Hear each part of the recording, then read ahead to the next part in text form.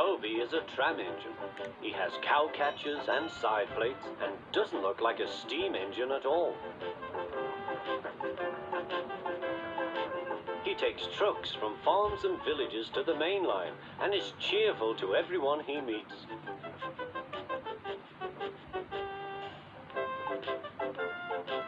He has a coach called Henrietta, who has seen better days. It's not fair at all, she grumbles, remembering that she used to be full and 9 trucks would rattle behind her.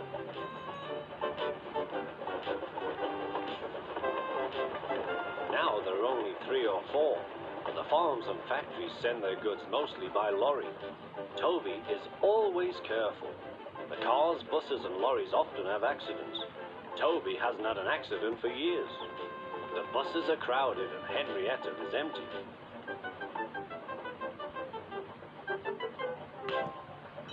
A lady and a stout gentleman stood on Toby's platform. He was, of course, the Fat Controller, but Toby didn't know this yet. "Come on, Grandfather," cried the children. "Do look at this engine." "That's a tram engine, Stephen," said the Fat Controller. "Is it electric?" asked Bridget. "Whoosh!" hissed Toby. "Shh, shh," said her brother. "You've offended him." "But trams are electric, aren't they?" "They are mostly, but this is a steam tram." "May we go in it, Grandfather? Please?" "Stop," said the Fat Controller to the guard. They all scrambled into Henrietta. "Hip, hip, hooray!" chanted Henrietta. But Toby did not sing. "Electric indeed! Electric indeed!" he snorted. He was very hurt. "What is your name?" asked the Fat Controller. "Toby, sir." "Thank you, Toby, for a very nice ride." "Thank you, sir," said Toby. He felt better now. This gentleman, he thought, is a gentleman who knows how to speak to engines. The children came every day for a fortnight. Sometimes they rode with the guard, sometimes in empty trucks. On the last day of all, the driver invited them into his cab. All were sorry when they had to go away. And the Fat Controller and his family thanked everyone. "Come again soon," replied Toby. We will," called the children.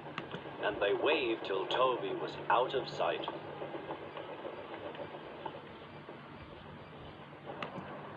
The months passed.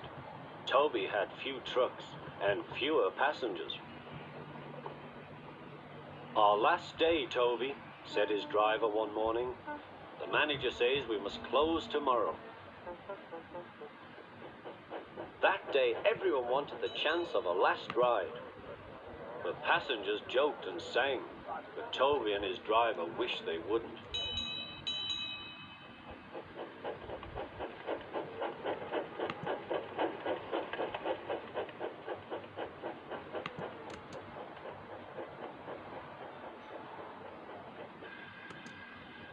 "Goodbye, Toby," said the passengers afterwards. "We are sorry your line is closing down." "So am I," said Toby. Nobody wants me, Toby thought, and went unhappily to sleep. Next morning, the shed was flung open, and he woke with a start to see his driver waving a piece of paper. "Wake up, Toby," they shouted, "and listen to this. It's a letter from the stout gentleman." Toby listened but I mustn't tell you any more, or I shall spoil the next story.